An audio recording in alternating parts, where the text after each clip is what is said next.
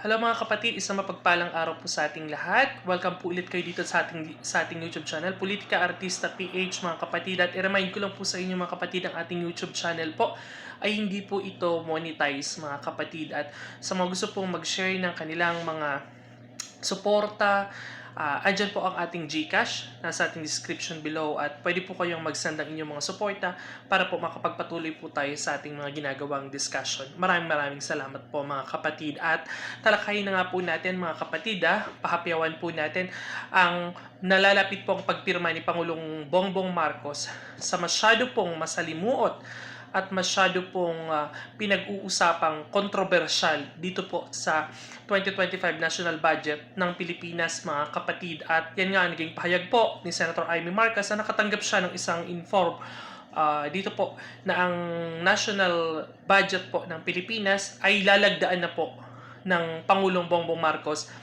sa katapusan po ngayong 30 po ng December mga kapatid. At hindi po nagpatinag dyan mga kapatid at nagkaroon po ng manifesto of support ang mahigit kumulang 200 tao. At kino-question po nila mga kapatid ang gagawin pong pagpirma at ang gagawin pong pagpasa ni Pangulong Bongbong Marcos sa budget po ng Pilipinas. Alam naman po natin ang kinaharap pong kontrobersyal na mga issue po na may kinalaman po sa national budget po ng Pilipinas, dahil alam po natin ay may mga iba't ibang ahensya po ng gobyerno na natanggalan po ng subsidiya. Ay kino-question po ito ng ilang mga retiradong army at mga AFP na mga naglingkod po at iba't ibang mga organisasyon po ng ating lipunan mga kapatid. Nakikita po kasi nila na meron po talagang problema ang ipapasang national budget po ng Pilipinas mga kapatid. Hindi po lingid sa kaalaman ng maraming Pilipino ang tunay pong nangyayari sa Pilipinas ngayon mga kapatid.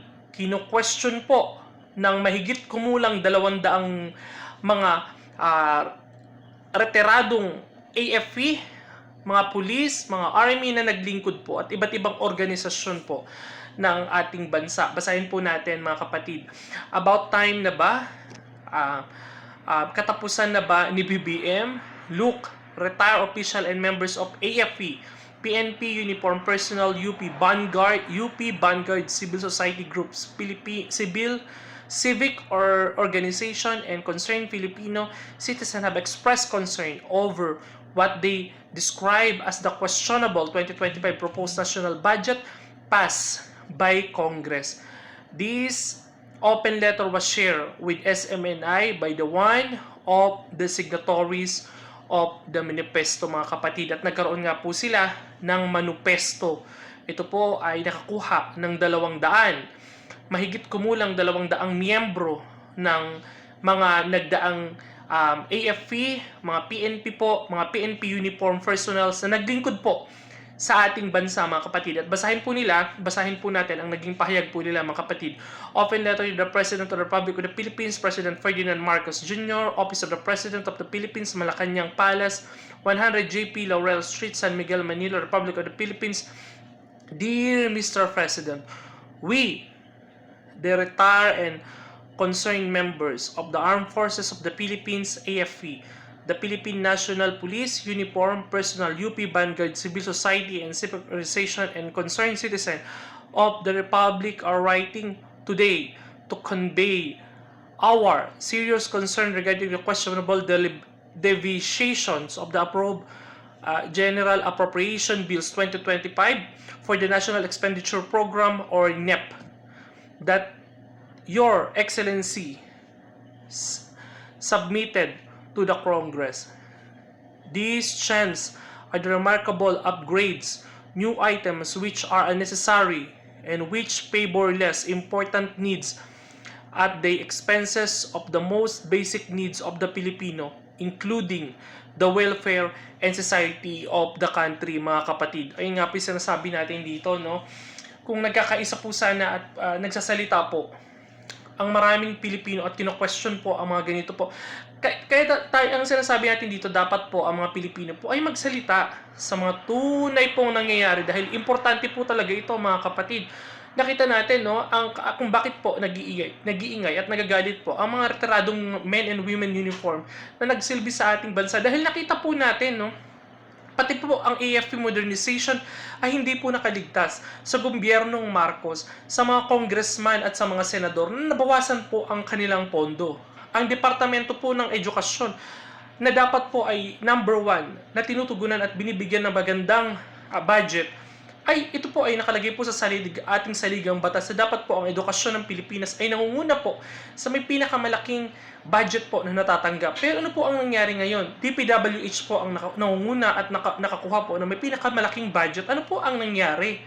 Bakit po hindi po ito nabalanse at hindi po ito nabigyan at napagtuunan ng maayos? Ito po ay pumasa po sa bicameral meetings. Ito po ay nagkaroon po sa Congress, nagkaroon po sa Kamara ng kaliwat kanan pagdinig. Pero bakit po, pagdating po dito sa BICAM, ganito po ang nangyari. May mga nabawasan at may mga nadagdagan. Bakit po nagkaisa ang mga senador at mga congressman sa mga ganito pong nangyayari? Kaya po tuloy ngayon, nag-iingay po ang mga militar, ang mga AFP, PNP, hindi po nila ito ipalalagpasin mga kapatid dahil nakikita po nila na meron po talagang paglabag na nangyari dito mga kapatid. At sinasabi nga po ni Senator Amy Marcos dito ay ang mga senador po ay patuloy pong nangangapa sa dilim. Nangangapa po sila dahil hindi po nila alam. Hindi po nila alam kung ano po ang tunay na kalagayan at ano po ang mangyayari sa mga darating na panahon. Ang maapektuhan po dito ang Department of Education na binaklasan ng pondo na mahigit 12 billion po ang tinanggal.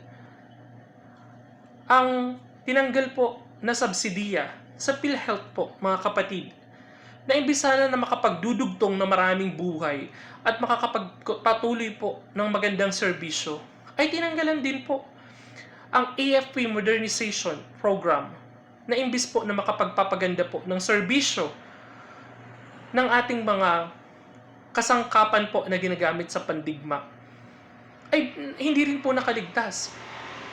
Ang DSWD sana na makapagtutulong at makapagdudugtong at makapagbubuhay ng maraming Pilipino ay tinanggalan din po at binawasan din po ang kanilang mga budget.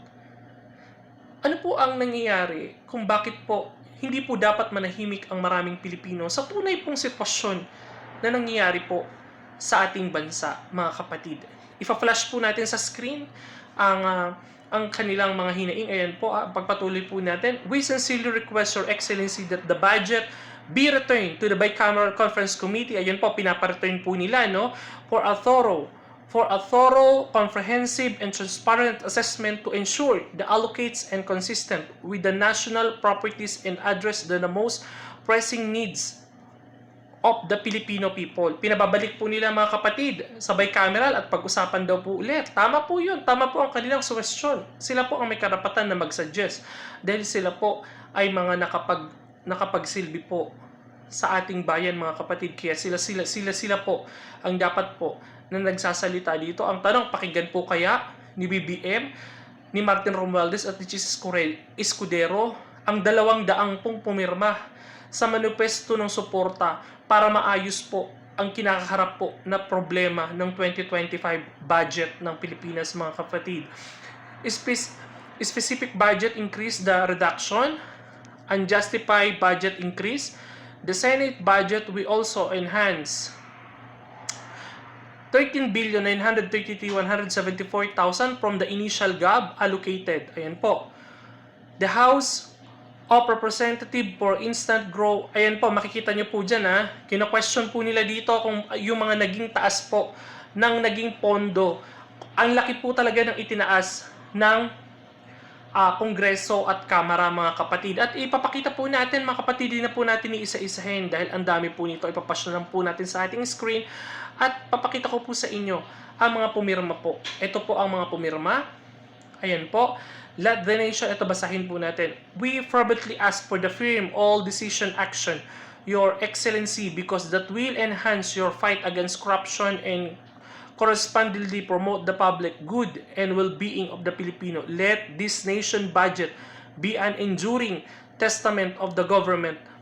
Commitment is attending to the real needs of the Filipino people and pave the way for the initiable growth of the nation with utmost respect. Ayan po, sign. 1, ang dami po. Ayan po, makikita nyo po. Ayan, aabot po siya ng 193. Kulang po 200. Ang tanong po, sa nagiging question po ng mga taong ito na pumirma po ng manifesto para questionin po ang pagpasa po at pagpirma ni Pangulong Bongbong Marcos sa national budget ng Pilipinas, ay papakinggan po kaya ng mga bicameral committee na ito? Ito kaya ay pakikinggan ni BBM?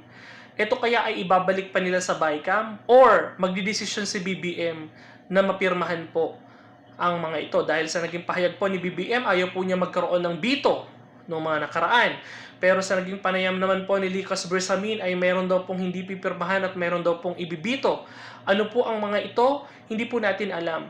Malalaman po natin ito sa mga darating na panahon kapag lumabas na po at nagkapirmahan na po ng BICAM. Ang tanong, kung sakali po bang mapipirmahan, ang national budget ng Pilipinas, mananahimik po kaya atong mga retiradong mga pulis at mga sundalo ito na nagbuwis ng buhay para pabayaan lang po nila ang ginagawa pong pambababoy sa national budget ng Pilipinas, na nakita po natin na ang laki-laki na po ng inilobo ng utang po ng bansa at ang laki-laki na po ng inilobo ng House of Representatives ang kanilang budget at ng budget po ng Senado, mga kapatid. Nakakalungkot dahil ang mga budget po na ito ay inuutang pa po natin sa labas ng ating bansa.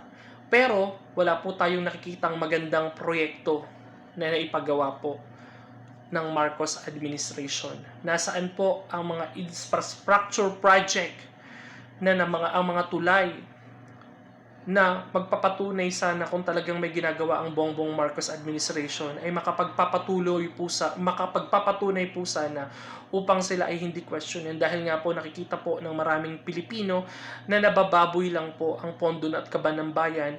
Ang ipinangako po ni Bongbong Marcos sa 5,500 flood control project ay nagiging tikom pa rin ang bibig at wala pa rin pong nagagawang mga investigasyon laban dito.